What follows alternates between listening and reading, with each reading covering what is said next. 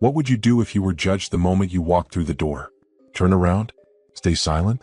Or would you buy the whole place just to prove them wrong? Welcome to Reservation for Power, a powerful short story about pride, perception, and quiet revolution. In this gripping tale, a young black entrepreneur is turned away from a luxury restaurant, only to reveal he's the new owner. What follows isn't just a lesson in justice, it's a masterclass in legacy, community, and rising with dignity. If you love powerful storytelling, moments that give you chills, and narratives that flip the script, go ahead and hit that like button. It really helps us keep sharing stories like this. And don't forget to subscribe for more cinematic stories that inspire, empower, and challenge the norm. After you've watched, we want to hear from you. Drop a comment below. What moment in this story hit you the hardest? What would you do if you were in Darius's shoes? Now, take a breath, lean in, and get ready, because the table is set. And this time, everyone has a seat. In the heart of Las Vegas, where luxury glitters and judgments come quick, a young black man walks into an upscale restaurant seeking a meal, but is met with cold stares and closed doors. What no one knows is that he's not just another guest. He's the new owner. Reservation for Power is a story of quiet revenge, radical grace, and legacy reclaimed. As Darius Cole transforms a space built to exclude into one rooted in soul and purpose, we witness a powerful unraveling of prejudice, of pride, and of what it truly means to lead. Blending elegance with edge, this story challenges everything we think we know about power, identity, and the tables we sit at. Pull up a seat. The truth is being served. Disclaimer: this story is a work of fiction. Any similarities to actual persons, living or dead, or real-life events are purely coincidental. Reservation for Power was created for the purpose of delivering moral lessons, motivation, inspiration, and educational value through storytelling. The characters, settings, and situations are entirely imagined and are not intended to represent or reflect any specific individual or organization. Viewer discretion is advised for those sensitive to themes involving discrimination, social justice, and personal transformation. The goal of this content is to encourage reflection, spark meaningful conversation, and uplift through narrative. The neon lights of Las Vegas bled into the dusk like bruises blooming across the sky. Tourists strolled the strip in waves, draped in silk shirts, sequin dresses, and borrowed swagger. Above the sea of glittering casinos and flickering signs, nestled in the upper floors of the prestigious Adelaire Hotel, stood Veludo, the crown jewel of fine dining on the western coast. Inside, the restaurant gleamed like a cathedral to opulence. Gold fixtures hung like halos above crisp white linen. The walls were paneled in rich mahogany, and the soft tinkling of a grand piano danced beneath the gentle murmur of privileged conversation. Waiters moved with ballet-like precision, their uniforms immaculate, their posture drilled and sharp. At the host's podium near the entrance, a tall, sharp-jawed waiter named Elliot scanned the incoming guest like a hawk eyeing prey. He adjusted his cufflinks, glanced at his watch, and waited. Then came Darius Cole. He entered without fanfare, his steps unhurried. 27 years old, skin the shade of polished walnut, eyes calm and observant. He wore a sleek, short-sleeved charcoal shirt and tailored pants. No tie, no blazer. On his feet, clean white sneakers. He moved with that rare kind of assurance that didn't beg for validation. It simply existed. Elliot saw him, and something in his face flickered. Pause. A quick sweep from head to toe. It was the kind of look Darius had felt too many times before. That subtle narrowing of the eyes. The slow forming of assumptions. Darius approached the podium and offered a polite smile. Reservation for Cole. 7:30. Elliot raised a brow. I see. He tapped at the computer screen with theatrical focus. Darius waited patiently, glancing briefly around the room. Couples clinked wine glasses. A trio of businessmen argued quietly over an aged Scotch menu. Laughter drifted from a nearby corner booth. Everything inside spoke of status, exclusivity, and legacy. "I'm sorry," Elliot said finally. "There seems to be no reservation under that name." Darius didn't flinch. "It was made through a private line this morning." Elliot gave a tight-lipped smile. "Even so, we do have a dress code here at Veludo. Jacket and formal shoes are expected. I'm sure you understand." The tone was syrupy, dipped in practiced politeness, but beneath it was an unmistakable blade. Darius understood the subtext. He could have responded with irritation, but instead he tilted his head slightly and replied, cool as winter air. "Your manager should be aware of my reservation. Would you mind checking?" Elliot offered a fake chuckle and leaned forward slightly, lowering his voice. Sir, I'm just trying to save you some embarrassment. Perhaps you'd be more comfortable at our more casual bistro on the casino level. They don't stand on ceremony quite as much as we do here. Darius blinked once, slowly, then smiled with a tightness that didn't touch his eyes. Thanks for the suggestion. He stepped aside, calm, unfazed, and leaned against the marble column near the entrance. He watched as other guests strolled in. Some were led to their seats within moments. Some greeted Elliot with a wave and a name drop. Others were tourists just hoping for a glimpse inside. Then the elevator chimed. A hush fell briefly over the restaurant as Robert Chang stepped through the golden doors. Gray hair combed back, Italian suit sharp enough to slice. He was a man whose presence filled the room before he even spoke. The sort of billionaire who rarely needed introduction. As Elliot straightened like a soldier snapping to attention, Robert's eyes swept the room, then locked onto Darius. Darius, he called warmly, a genuine grin spreading across his face. Didn't expect you until 8. Guests turned. Some craned their necks. Elliot froze, confusion hardening into dread. Darius pushed off the column and strode over to meet Robert. The two men shook hands like old friends. You're early, Robert said. Or did I give you the wrong time? No, you're good, Darius replied, eyes twinkling just slightly. I just wanted to see how the place runs before the handover. Robert's smile widened. He turned to Elliot, who now stood like a statue with panic etched beneath his polished surface. Has my business partner been helped yet? Robert asked. Elliot's mouth opened. Close. His voice, when it came, was barely audible. We didn't realize. Robert cut him off with a look. This is Darius Cole. As of this morning, he's the new majority owner of Voluto. Gasps echoed like a ripple through the dining hall. Cutlery paused in midair. Wine glasses hovered in stunned hands. Darius turned to Elliot and offered the same polite smile he'd given earlier. No worries. I'll just take the corner booth. The one with the view. Elliot stepped aside, silent, as Robert guided Darius through the stunned crowd, head swiveling, eyes wide. And as Darius walked past the tables, he could feel it, that invisible shift in air. Recognition. Regret. Recalculation. He didn't need to gloat. His presence was enough. Long before he was the owner of Voluto, Darius Cole knew the scent of fry grease and burnt coffee better than caviar and Cabernet. He came from the North Las Vegas side of town, blocks lined with chain-link fences, payday loan shops, and liquor stores that stayed open later than the streetlights worked. Raised by his grandmother, Miss Ruth, in a small stucco house with a sun-faded porch and a stubborn lemon tree out back, Darius learned early that the world didn't give second chances. You had to carve out your first one like stone. Even at 12, he understood hustle. While other kids shot hoops or played video games, Darius spent his afternoons sweeping floors at his uncle's soul food joint, Cole's Kitchen, and tutoring classmates in math for $5 an hour. He didn't talk much, but when he did, people listened. His mind moved fast, faster than his environment could keep up with. By 16, he had already built a website for a local barber. By 17, he turned that into a side gig designing sites for small businesses up and down the block. By college, he wasn't just building websites, he was building tools, platforms, apps. Ideas that lived louder than the zip code he came from. He never liked drawing attention to his past, but it lived inside him, coded into every calculated decision. The worn bus rides downtown. The taste of powdered eggs from the school cafeteria. The quiet fury of watching his grandmother be treated like she was invisible at a clinic, even when she was clearly in pain. These weren't memories. They were fuel. Now, sitting in the booth overlooking the strip, the same strip he used to stare at from a distance and wonder if it had space for someone like him, Darius sipped a glass of still water while the maitre d' personally placed a napkin on his lap.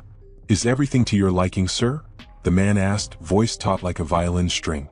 Darius gave a small nod. It's fine. He didn't elaborate. He let the silence linger, watched the way the staff moved now, cautious, careful, no longer dismissive.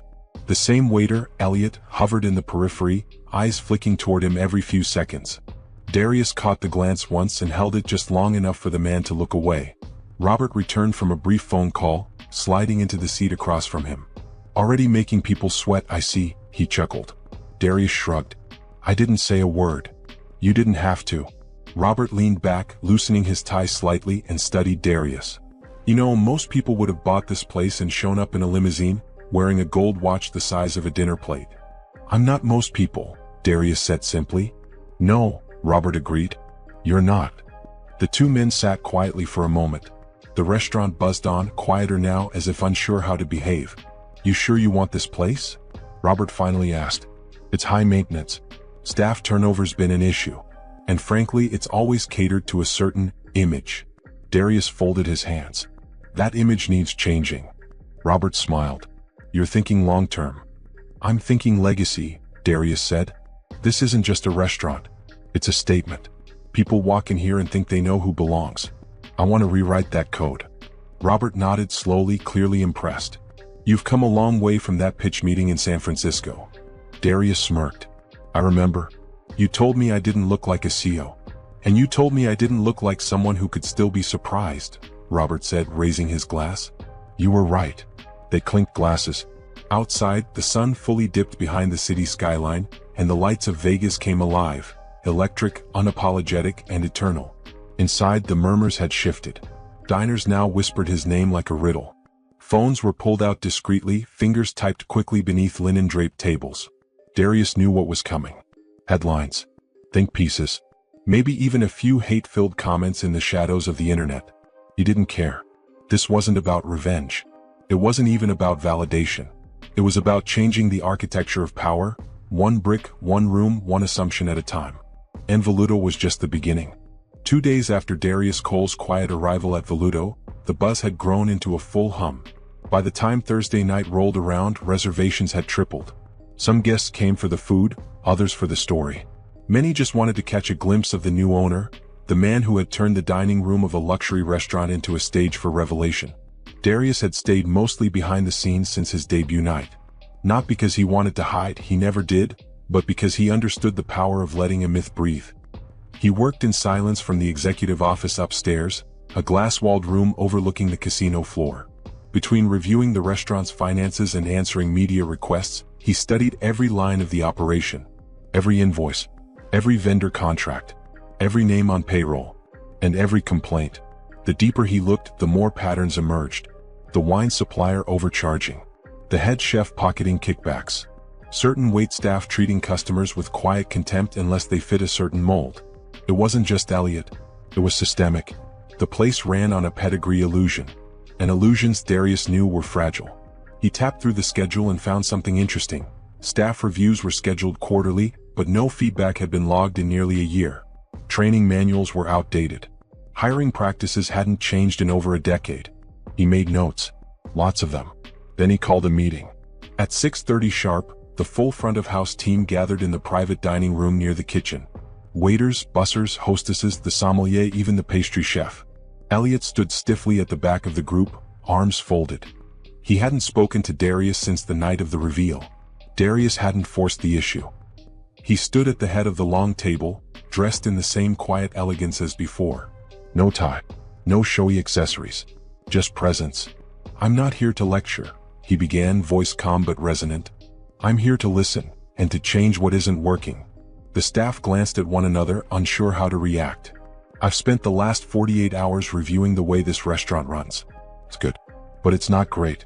Not yet." He paced slowly. "This place is known for exclusivity. But exclusivity doesn't mean exclusion. I've read the reviews. I've seen the footage. And I felt the difference between service that welcomes and service that judges." His eyes swept the room. "You know who you are." A few people shifted uncomfortably. Elliot's face hardened. "This industry has a memory," Darius continued. "A long one.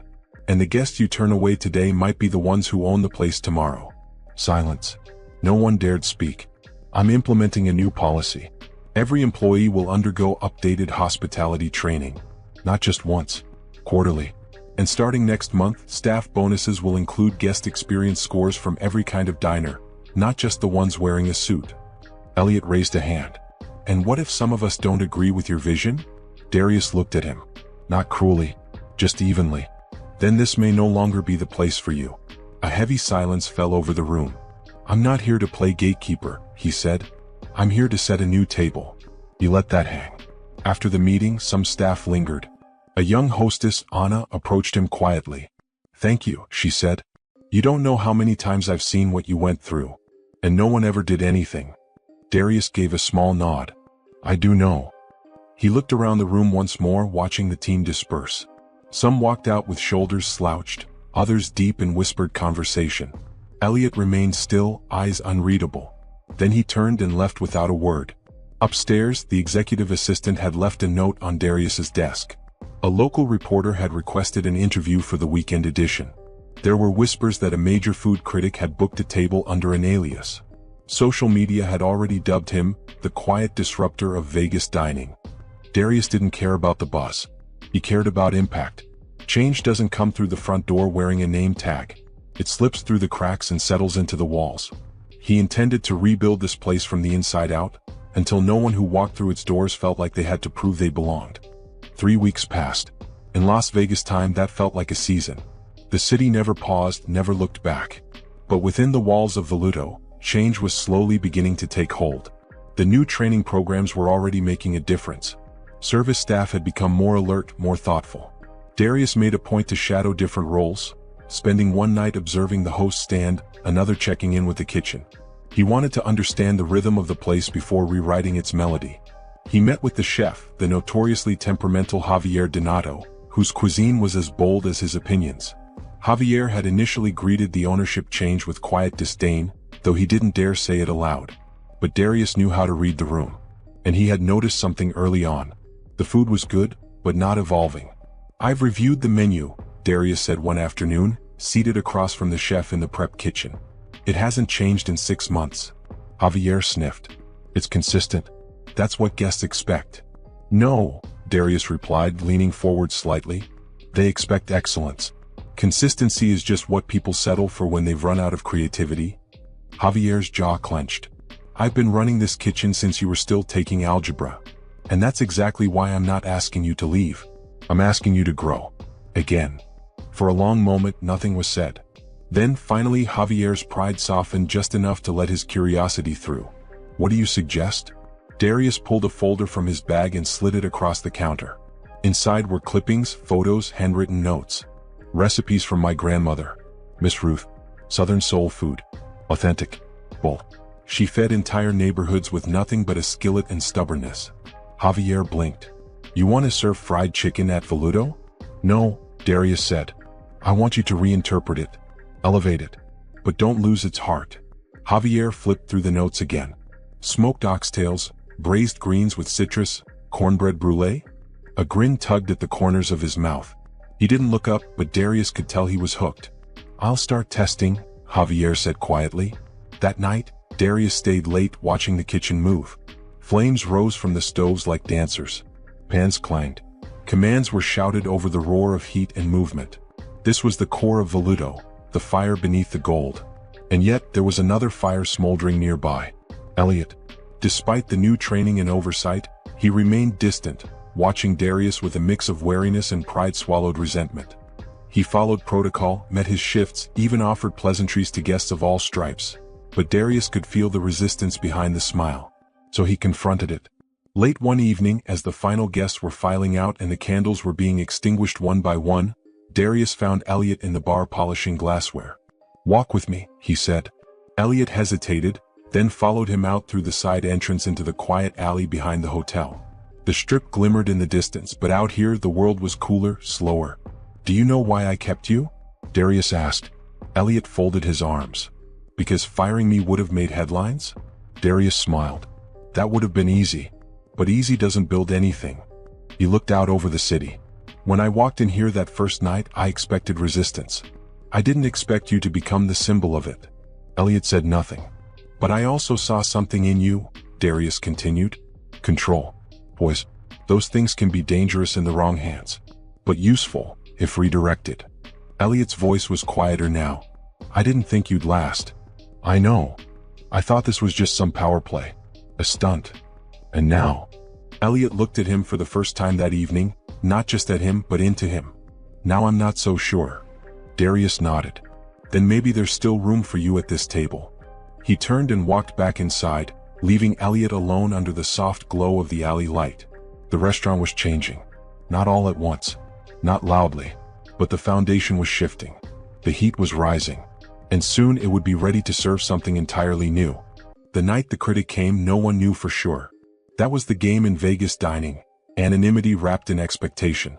Critics didn't announce themselves. They didn't flash badges or drop hints.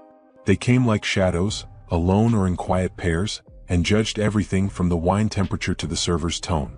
So when a woman in a tailored navy dress and silver earrings walked in under a false name and requested a corner table, the staff simply nodded and obliged. But Darius knew. Something in her eyes. The way she studied the host stand, not just the menu. How she tested the staff with subtle questions, requests just slightly out of the ordinary. He had trained them for this. Tonight would be the test. In the kitchen, Chef Donato was in rare form. The new soul fusion dishes were ready for their soft launch. Not yet on the menu, only offered to select tables that staff felt could appreciate the experience. Tonight, Darius gave a quiet nod toward the navy-dressed guest. "Give her the oxtails," he said. The critic's table was served with elegance. Braised oxtails in a tamarind glaze, citrus-splashed collards, cornbread brulee that cracked beneath a silver spoon-like glass. Darius watched from the upper mezzanine. He didn't need to hear her words, her expression said enough. The slight lift of her brows. The moment she paused, tasting again. The way she sat back, no longer in critique mode, but in quiet reverence. Voluto was winning her over. Downstairs, the room pulsed with quiet energy. Every table was full. Every detail polished. A jazz trio in the corner played a velvet rendition of Autumn in New York, even though they were nowhere near it. The atmosphere felt like legacy in motion. Then a disruption. A young couple entered the lobby, clearly without a reservation. Their attire was simple. No designer labels or tailored fits. The man wore a denim jacket. The woman clutched a canvas tote. Tourists perhaps. Or locals feeling brave. The new host hesitated, but then remembered her training. She smiled and greeted them warmly. "I'm sorry we're fully booked tonight," she said, "but if you're willing to wait, we'll do our best to seat you shortly." The man nodded. "We heard there's a new owner. Thought we'd take a chance." Darius stepped in before she could respond. "You came to the right place," he said, offering his hand. The couple looked at him, confused. "I'm Darius. I run this place." The woman blinked. "Wait, like, the Darius Cole?" He chuckled. "The very one." A few heads turned nearby. The recognition was spreading. Darius smiled and motioned toward the bar. "Drinks are on the house while you wait. And I'll make sure you get something off menu tonight." The couple grinned and followed the bartender toward an open spot. The staff watched it happen. And something clicked in the room. This wasn't just about the critic or a soft launch. It was about philosophy, practice, intention. Elliot stood by the wine station, quietly observing. His posture was different now, not stiff with judgment, but alert with purpose. He nodded once at Darius. Not apology. Not submission. Just understanding. Later that night, the critic asked to speak with the owner. Darius met her at the entrance, where the gold-plated name of Voluto gleamed beside his own signature. "I don't often say this," she said, "but I believe something new is being born here." "I hope so," Darius replied. That was the point. She extended her hand. "Your grandmother's recipes?" she asked. He smiled. "Inspired by. I'm still chasing the way she made Sunday feel." The woman nodded. "You're close." After she left, Robert called. She just posted a photo of the oxtails. Caption said, "The future of fine dining has soul." Darius looked out over the room, where plates were being cleared and guests lingered long after dessert. "Good," he said. "Let's keep feeding it." The restaurant had turned a corner. And now the city would follow. By the end of the first month, Voluto was no longer just a restaurant. It had become a cultural event. Reservations were booked out weeks in advance. Influencers snapped photos beneath the soft golden lighting. Celebrities appeared quietly, trying to blend in only to be spotted anyway. But beyond the noise and glamour, something deeper was taking root. The staff had transformed. The training wasn't just procedural, it was personal. Every employee now knew the origin of the new dishes, the story behind Miss Ruth's recipes, the meaning in the spice, the history folded into the food. Guests didn't just dine, they listened, tasted, remembered. Darius had instituted weekly team talks, short gatherings in the kitchen before service where one staff member shared something about their own background, their journey. Some cried. Some laughed. Some simply listened. But the walls between front of house and back of house were breaking down. The space had begun to feel like community. And that's when the invitations started arriving. A city councilwoman wanted to host a fundraiser at Voluto. A youth mentorship program reached out, asking Darius to speak to at-risk teens about entrepreneurship. A culinary school in North Las Vegas requested a visit. He accepted everyone. "This place can't just serve the elite," he told Robert one night as they stood on the rooftop terrace above the dining room. "It has to serve the city." Robert, who had seen dozens of restaurants come and go in his time, nodded slowly. "You're doing something rare," he said. "Something real. I'm just trying to build the kind of place I needed when I was a kid." And then came the letter. Handwritten in careful script, on cream stationery that smelled faintly of lavender. Darius recognized the name immediately, Miss Geneva Thomas. She had owned a legendary soul food cafe in West Las Vegas back in the 70s. A woman who cooked like her hands were sacred and whose voice once made politicians sit up straighter. The letter was simple. "Mr. Cole, you are making the ancestors proud. I haven't dined out in 10 years. But I'd like to come to your restaurant. If there's room for an old woman who once fed half the neighborhood and charged only what folks could afford." Darius smiled and read the letter again, then passed it to Anna, the hostess, who teared up reading it. "She gets the corner table," Darius said, "and I'll be her waiter." When Miss Geneva arrived the following Thursday, dressed in soft blue and walking slow with a cane carved from oak, the restaurant hushed. Not because of celebrity, but because of reverence. Darius seated her himself, pulled out her chair like he would for royalty. "Young man," she said, looking up at him with eyes sharp as her mind, "I came to see if your food has the truth in it." He grinned. "Then I'd better not disappoint." Chef Donato outdid himself. The menu that night was built entirely around flavors from Geneva's heyday. Okra seared in butter and smoked salt, sweet potatoes with a touch of bourbon, skillet-fried catfish with lemon sorrel cream. Geneva didn't speak much while she ate. Just nodded once. Then again. By the end of the night, she touched Darius's hand as he brought her dessert. "You've built something holy here," she said softly. "Don't let the money people break it." "I won't," he promised. And he meant it. Because that night, as the restaurant dimmed and the last tables emptied and the staff gathered in the kitchen to clap for their service, Darius felt something he hadn't in a long time: peace. The kind that only comes when you know your roots are deep and your branches are growing in every direction. He looked at Elliot, now managing the floor with the grace of a man who had learned how to listen. He looked at Anna, who had been offered a promotion to lead hostess. He looked at Chef Donato, who was already sketching a new menu for the fall. Then he looked at the gold lettering above the kitchen door, freshly installed that morning. "Everyone has a seat." It wasn't just the motto. It was the mission. The second month brought pressure. Not from the inside, Voluto was thriving, but from the world beyond its doors. Investors began circling like vultures with designer cufflinks. A popular hospitality group sent an offer to buy out a portion of the business. One even suggested turning the concept into a franchise, Voluto, soul dining Vegas style. Darius listened politely. And then he said no. Every time. "I didn't build this to multiply money," he told Robert. "I built it to multiply meaning." But pressure has a way of finding cracks. It came one evening in the form of an older man in a tan suit, short white beard, glasses, and a smile that didn't quite reach his eyes. He introduced himself at the front desk without fanfare. "Tell Mr. Cole that Simon Beck would like a moment of his time." When Darius heard the name, his jaw tensed. Simon Beck was a Vegas developer known for flipping family businesses into tourism empires. He'd made fortunes, and crushed a few along the way. They met in the back office. "I see what you're building here," Beck began. "It's beautiful, elegant, but it's niche." Darius folded his hands calmly. "It's intentional, of course, and intentionally small." Beck smiled wider. "But it doesn't have to be." He slid a folder across the desk. "Renderings. A blueprint. A proposed site for a second Voluto, this time in Miami. Then one in Chicago. Then Los Angeles." "You've tapped into a movement," Beck said. "Black excellence. Soulful elegance. We package that right, we can be coast to coast in 2 years." Darius didn't even open the folder. "You don't get it," he said. "This isn't a brand. It's a space. A promise. And what happens when the city forgets? When someone with deeper pockets opens the next big thing right down the strip?" Darius leaned back, his voice quiet but sure. "Then I'll still be here, cooking truth on a plate." Beck smirked. "Suit yourself." When he left, Darius walked the dining room. He always did when something unsettled him. The jazz trio played a slower tune tonight, melancholy but rich. The lighting flickered gently on wine glasses and polished wood. A family from Atlanta laughed at the corner booth.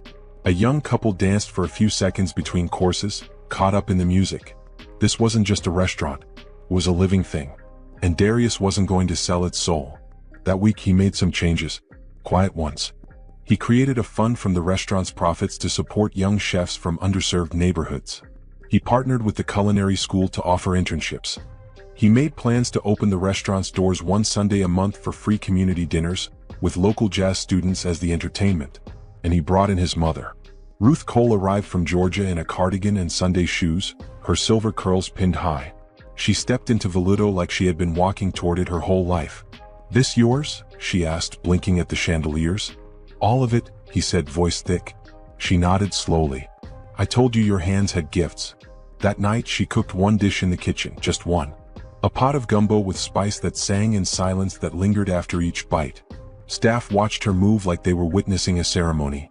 Guests were served small bowls, just enough to taste the story inside. When they asked who made it, Darius simply pointed toward the kitchen. "Miss Ruth," he said. "The heart of it all." And for the first time since opening night, Darius sat at a table, not as the owner, not as the host, but as a son. His mother beside him. His staff all around.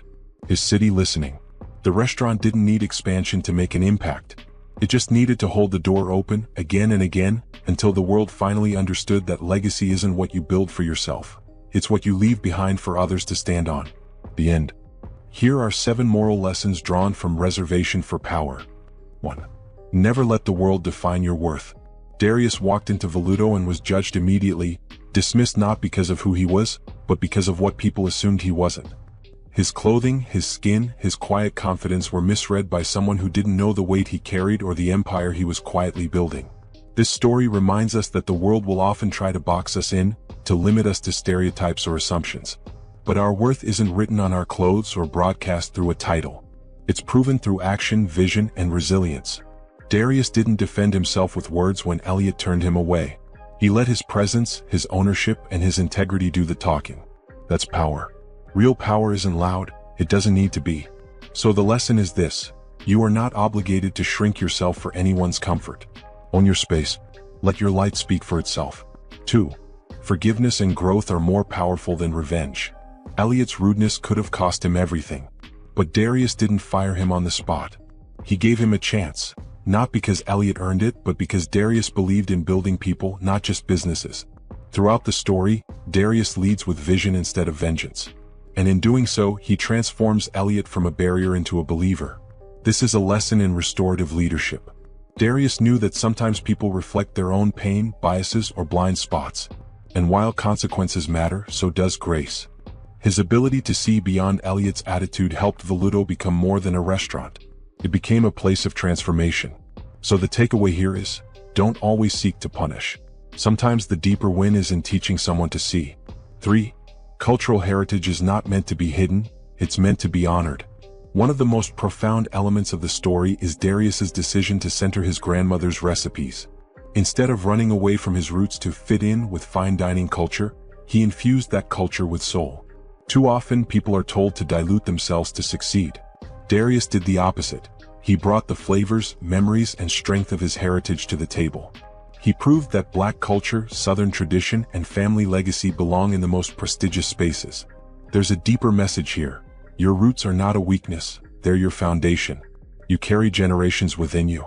When you honor that, the world doesn't just taste your success, they feel your truth. 4. Leadership means creating space for others. Darius didn't just buy a restaurant, he built a platform. He made space for Anna to lead, for Chef Donato to evolve, for young interns to learn, and for guests to be more than just customers. The phrase on the kitchen wall, "Everyone has a seat," wasn't just a motto. It was a philosophy. In a world that often closes doors, Darius held his open. That's what real leadership looks like. Not just being at the top, but bringing others with you. So here's the truth. Success is not about how high you climb, but how many others you lift along the way. 5. Legacy is built in small, intentional choices. The story didn't climax with fireworks or massive expansion. It grew in quiet moments, like offering a dish to a young couple with no reservation, honoring an elder with a special meal, or saying no to fast money when it didn't align with the mission. These moments may have seemed small, but they were the bricks of Darius's legacy. He understood something vital. Every decision we make either builds or breaks the future we want. Legacy isn't built in grand gestures. It's built in the way you treat people when no one's watching, the values you refuse to compromise, the stories you carry forward with purpose. 6. Community is the real currency. When Darius said no to franchising, to capitalizing on a brand, he said yes to something bigger: his people. He turned profits into scholarships, turned free nights into community dinners, turned the kitchen into a classroom. He showed us that wealth isn't just financial, it's cultural, spiritual, communal. And in doing so, he reminded us, what we give back is what truly defines us. When you invest in your community, you become unforgettable, not just for what you built, but for who you built it for. 7. Your purpose will always outlast your pain. This story began with rejection, disrespect, misunderstanding. But it ended with legacy, community, and a restaurant transformed into a symbol of dignity. Darius could have walked away, could have taken the money and built something easier. But his purpose was bigger than ego, bigger than pride. He knew what it meant to be overlooked, and he made it his mission to make sure no one else felt that way again in his house. So here's the final truth: pain doesn't define you, but what you do with it might. Let your struggle birth purpose. Let your scars become your story. Together, these 7 lessons form the heartbeat of Reservation for Power. A story not just of redemption, but of revolution. Not just of ownership, but of belonging. Not just of dining, but of being seen. And in that, we're reminded, sometimes the most powerful thing you can do is pull up a chair, serve the truth, and leave the door open behind you. And that was Reservation for Power. A story about grace in the face of judgment, quiet strength over loud pride, and the kind of legacy that can't be bought, only built. Thank you so much for watching and listening. We hope this story moved you, inspired you, or maybe just made you see the world a little differently. If it did, please don't forget to like this video. It lets us know you want more stories just like this. And if you haven't already, subscribe to the channel and hit that bell icon so you never miss what's coming next. We got more stories that speak to power, purpose, and perseverance. So go ahead and check out the other videos waiting for you on the channel. And before you go, we'd love to hear from you in the comments. What part of this story resonated with you most? What would you have done if you were in Darius's shoes? Until next time, keep listening, keep learning, and keep claiming your seat at the table.